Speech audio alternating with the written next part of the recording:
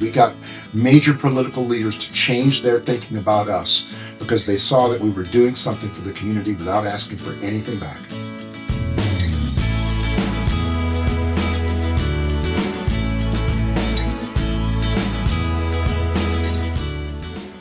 So we're back with Mark Beiderwieden. We're having such an amazing conversation here today. This segment, we're going to be talking about the social side of our business.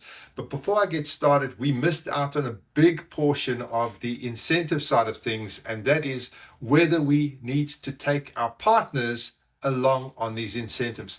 So Mark, I'm sorry we missed that out in that session, but I really do think it's important. It's super important, and I'm gonna open up this can of worms just a little bit further to call it corporate incentive participation. Okay, so we're an established business, right? Just to kind of level set this here a little bit, we're an established business. We've got incentive trips that take place. They could be in market, they could be out of market, but they are worthy of participating in. It might be a 3-day trip, it might be a 4-day trip, something like that. And so the question is, who participates? You've got your standard employees that would be the people who are the head of sales and the GM and maybe some of your other executives and things like that, and then other support staff to kind of make it happen. Because of our business, naturally, it's a couple's business, and couples are invited to the incentives. There's hardly ever an incentive where just one person shows up, right? It's always couples. And so because there are couples attending and there's dinners and things like that and whatnot, you're representing the business. Do you bring your spouse as an executive? Should you be bringing your spouse to participate in the incentive? Yes or no? There's a cost involved with this. And this is something that I believe that Amway did very generously. And it was very, very motivating that for most incentives, our spouses were as invited as we were, and were as made as important as we were. And there's so many different reasons for this, because it's putting a face to a name with your distributor leaders, right? And that you are a family person too, and you've got and building those relations, really intensifying those relationships. Because a lot of times our spouses are going to be better at building some of those relationships because they don't have an agenda. They're not trying to sell something. They're just trying to build a relationship with somebody, and that's wonderful. And so that's an interesting. Then there's the incentive factor, because indirect selling, guess what? We work evenings and we work weekends. We sacrifice a lot of our family time where other people in normal businesses don't, right? Because we're working with people who are part-time. We do a lot of conventions and other kind of business meetings over the weekends. And so we're asking a lot. We're asking our families to sacrifice a lot because we're having a career in direct selling. And so by inviting or having my spouse participate in that incentive, I'm saying thank you to them too. I'm motivated. I'm saying you've supported me. Now you get to take a trip to this country. Is this on the corporate side or the field side? Corporate side. Okay. Field side's done because it's usually it's almost always a spouse. It's a couple's business as a rule, right? In multi-level. So there's an incentive factor there as well. There's a motivating factor there as well. Then there's the flip side of it. If there are big issues in the business and you've got super important topics that have to be handled and you're literally flat out with meetings all day long, that same spouse, I hate to say it, could also be a bit of an anchor to you, because you've got to run literally from the first breakfast meeting at 8 through dinner, through this, through that, and you don't have time to take a walk on the beach. You don't have time to really enjoy things. And while other people are doing an excursion to go see some whatever, you're actually back because you've scheduled meetings with people who are not going on the excursion. And so your wife is or your husband is by themselves doing an excursion because you're in meetings all day long. And so there's a flip side. Okay, there's a flip side depending on what it is and how involved you are with the execution of things and topics that are happening right now. I was very unpopular with my staff across all of Europe one year because we had such difficult things that we were going through that I said, I want to have everybody participate in leadership seminar without their spouses this year. I was not popular. I was Wow. not popular. And I do admit that that was probably the wrong decision. I thought that people needed that as a decision from the top just to stay focused, and it probably wasn't the right thing to do. At the end of the day, what you're looking at there as well is expectations. Yes. So if the spouse is coming along, and we're talking corporate side here, Mm-hmm.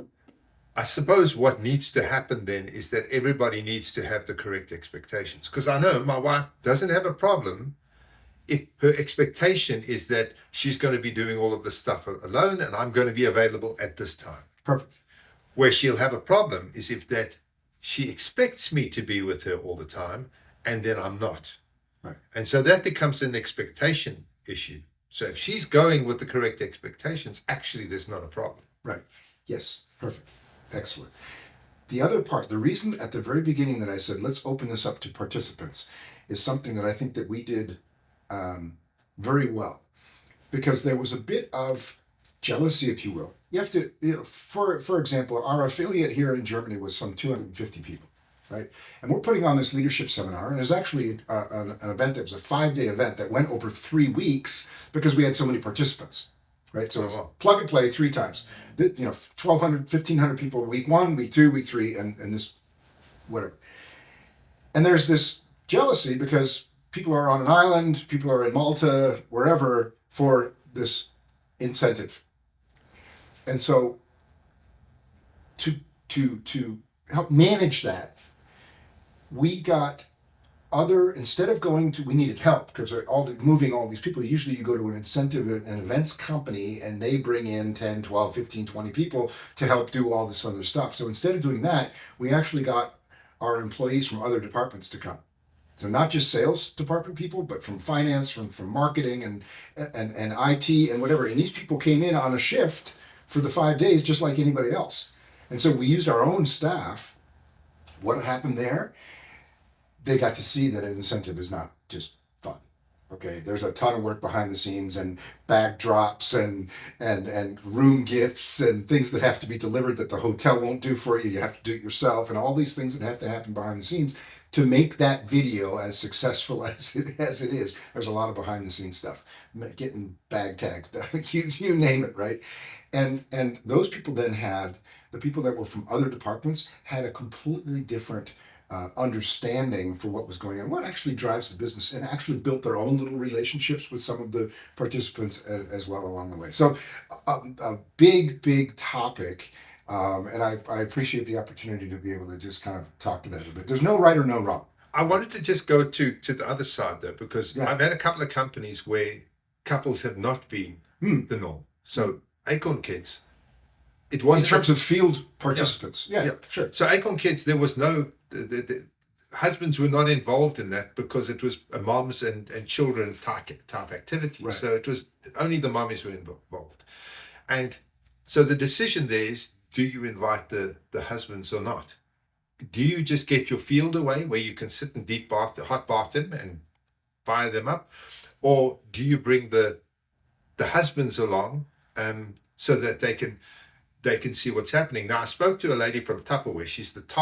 She's got the top team in the world. She's out of Canada.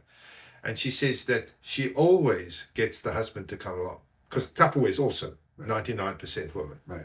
Okay. She says she always gets the husband to come along for 2 reasons. The first of all, her husband isn't aware of just what she's doing. Right. And by bringing the husband on the incentive, suddenly the guy's, wow, his wife's getting recognized. She's up in front. There's all of this thing, and it brings the whole power of the company into their relationship. Right. Because the first time he's actually seeing just how amazing his wife is. Yeah. The second thing is she gets to share that with him so that when she is out in the field, sacrificing like crazy, as you said, the family time, right, she's now able to... There's more understanding. Yeah, reward him. The third thing that she didn't say this to me, but this is something I know from my normal corporate side. You go away with corporate. You have one of these retreats where all of the top management go off. Yeah. And now suddenly you're away from home, you're away from your spouse, you're away from any controls. What happens in Vegas stays in Vegas. You're suddenly you're drinking more than you should be drinking. And next thing, there's all sorts of shenanigans going on because everybody there is single. They're not. They're all married, but they're all single. And suddenly things start happening which shouldn't be happening. And it actually undermines everything you do in your business. So the point that you're bringing is, do you invite the spouses along? So I'm going to ask you that in the field.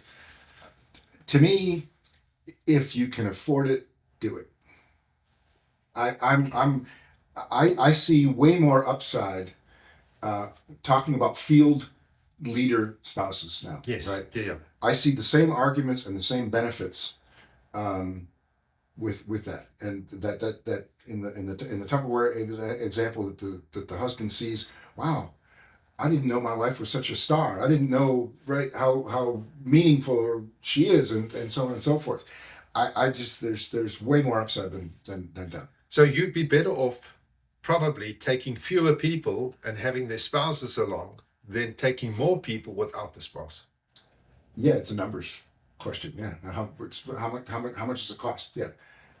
There's always a fixed cost to an incentive, and then there's variables, and the room's paid for, right? It's a flight and some meals, right? And the fixed cost of the support crew is already there, the convention center is already there. I mean, there's a lot of that fixed. Whoever the entertainment is, that's there. Whether it's 1,000 people or 1,500 people or 2,000 people, it's the same. Or 10. Or 10. Yeah, same.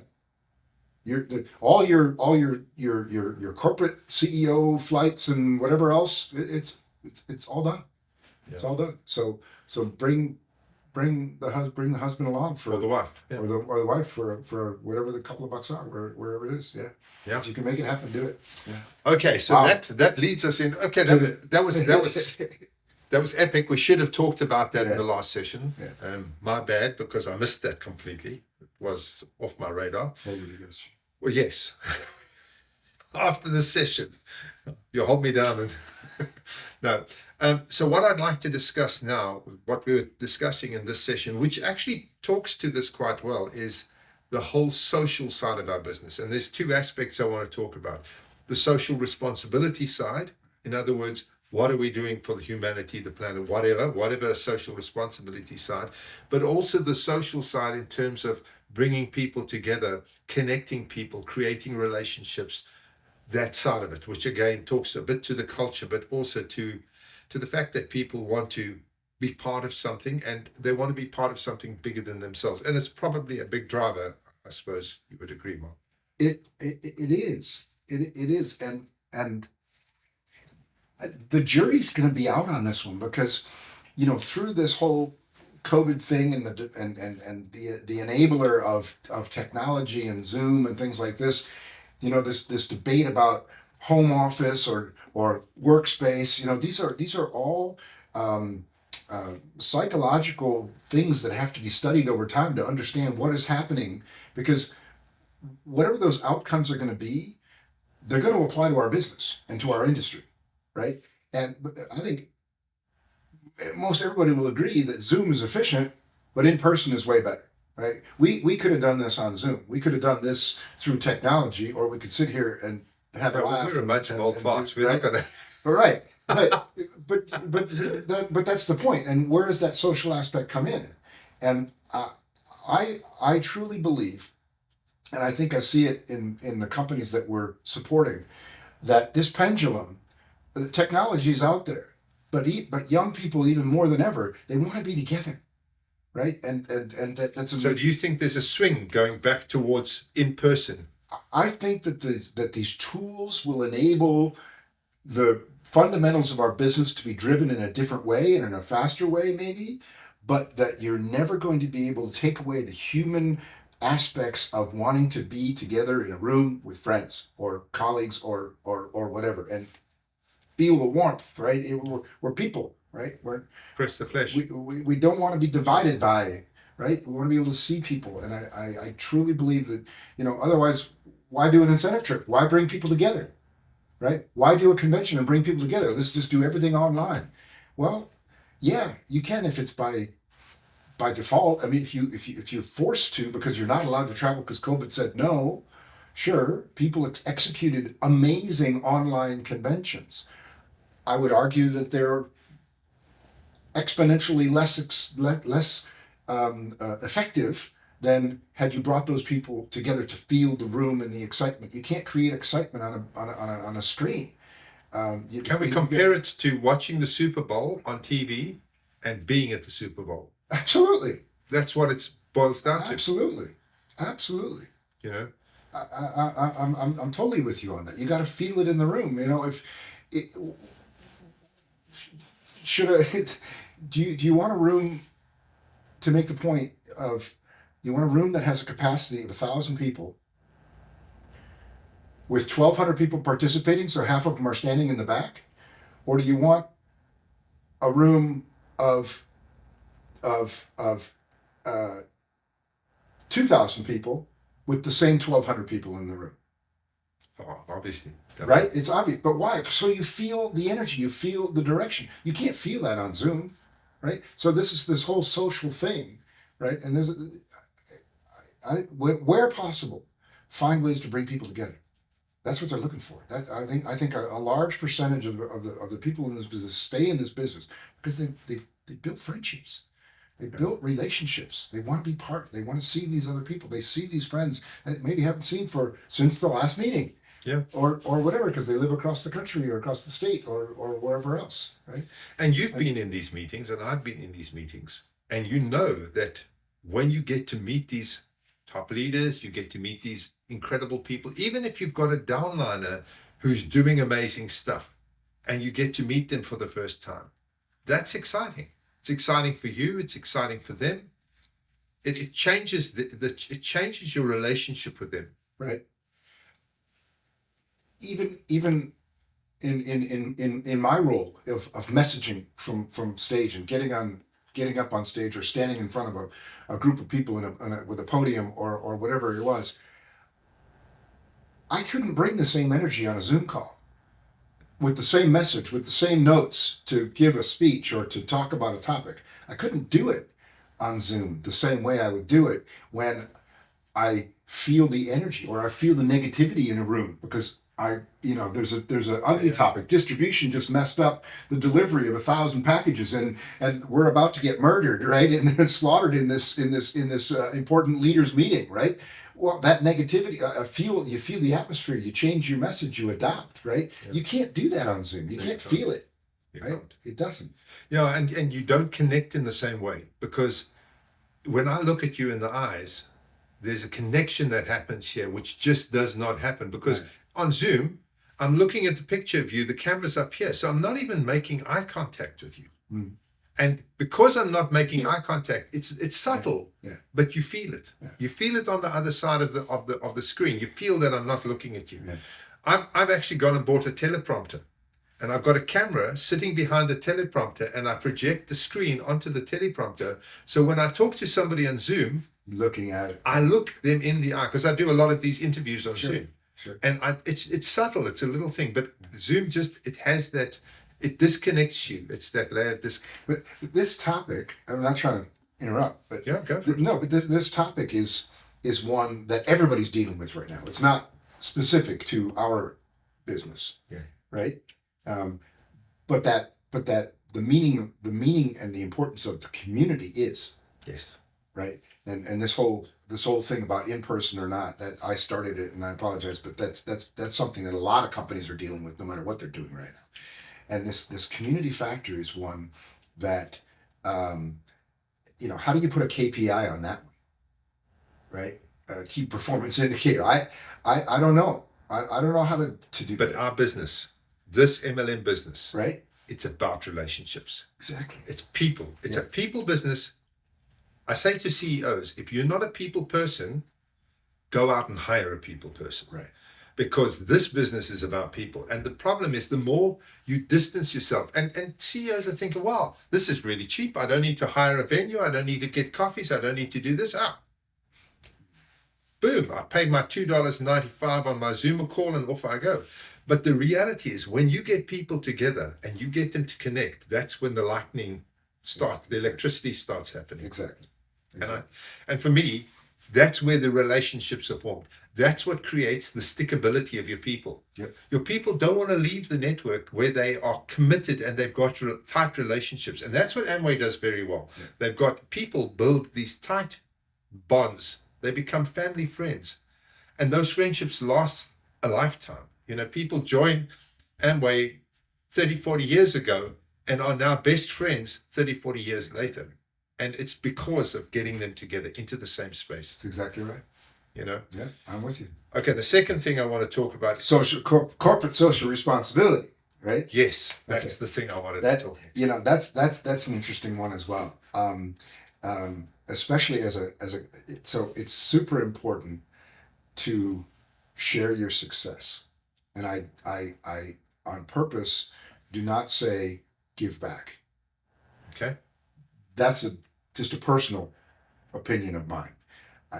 Giving back might sound like I have something that doesn't belong to me. I'm with you. Okay. But if I want to share my experience, my time, my success, or my money, then I'm sharing it with people. And then the question is, now how do I do that? Do I want to do that in a way that supports my business? Well, the answer is probably yes. Yeah, right? Of course. Yeah. And it doesn't have to be. You can do good things without anybody watching. Right? Yes. Just do good things. Yeah. Wonderful. We should all just do good things. Anytime, anywhere, anytime. Dark. Nobody sees me, but I still do a good thing. The corporate social responsibility piece, I'm doing good things because I also want people to see that we're doing good things, and you want to be part of the community, and you want to share your wealth or your experience or your time. The question is, now, if you're an established company, do you have one direction that everybody follows, and this is what we do, or do you give the decision making to a region or a market and say you do what you want as long as we're doing something for children or for whatever it is? Yeah. And I've developed an opinion on this over time, and I'll just give two examples. I believe, and I don't know if this has changed a little bit, but I believe that Herbalife does an amazing job because everything they do, whether it's at the very top of sponsoring Barcelona soccer, all the way to, it's all about kids soccer, right? And it's helping little kids get soccer jerseys and shoes, in Mexico or whatever. But there's this thread that I think that they've done very, very well of making sure that all of the dollars that are spent and invested in corporate social responsibility have an impact on each other, as opposed to when I was when I got to Amway Japan, we had 27 different corporate social responsibility initiatives. Every one of them was meaningful. But they're not even the person responsible for CSR could tell me all 27 without looking at a notepad. Okay. So how do you leverage your good that you're doing if not even the staff, let alone your field, could get behind it because they don't even know where the incentive or what the responsibility in the initiatives are. Right? And something you touched on, which I think is important, is you said, you almost alluded to the fact that by sharing your corporate responsibility activities with the field, you're somehow doing something negative. It should be done in the dark and in the quiet. But in my opinion, the reason you share it is because you want people in the field to take ownership of that with you. Yes. And to be part of this incredible thing that you're doing. Yes. And something that you are doing that they can actually take part in. Yes. They can't do it on their own. Right. But here, through your organization, they are able to be part of this incredible thing that you're doing. So you're not sitting there saying, look how good I am. I'm doing all of this wonderful stuff. That's not what it is at all. No. It's look what we as a unit, look at what we as a team, the impact that we can have on the people. By myself, I was not going to be able to dig and build the children's playground at the hospital in Munich. But together with our distributors and with all of our staff and 50 people that got together for a weekend, we nailed it and built that playground. right? And we could have never done it Chills alone. again. And it's wonderful. But that's where the community piece comes in. That's why those two topics belong together, as you rightfully started with at the beginning. The community piece and corporate social responsibility. How do they work together? Because you couldn't do it alone. But you want to be along. You want to be part of that movement and do good things. Right? Now I'm going to drop another sort of pebble in the pond here. In my opinion, giving money is not the way to go. In my opinion, the cash that you've got should be there to empower the team to be part of the solution. You just mentioned it now, which I think is a fantastic thing to go. The top leadership got together, dug the pitch, physically involved in making the changes for the lives of those children. Right. The money that the company had might have been there to pay for the grass that went onto it, or the spades that needed to be there, or to get the people, bust the people into that venue. But the people themselves were part of it, and there was a videographer there was a photo shoot, and it went on the company website of how the company and the people in the company are actually changing their lives. Because if you just give the money away, what impact has that had on the relationship, and also bringing the reality of what that person has done for this person here? There's that reality that happens there. It's I think an exact parallel to incentive dollar payouts or incentive trips. It's really the same. The dollars that are invested are important, but that personal participation, telling that story, the feeling of helping and doing and seeing that playground that we really did build in Großhadern in Munich, and the young boy who had an IV and was out taking a walk with his mom that said, "Look, we're even going to have a slide." Even 15 years ago, I still get a tear in my eye when I think about that. It's a true story. I'll never forget that. I'll never stop. That memory will go with me until I can't remember anymore. And isn't that what it's all about? That is the social responsibility side, is because by participating in that, you created that strong memory. And you mentioned that in one of our earlier sessions, or it was maybe last night when we were having dinner, you said to me that when you spend the money, it's gone. It's gone. When you have the memory, it's there forever. It's all forever. Yeah. And you build community like that. If I could be the one to summarize this time. No, it's I'm just being funny. What's better?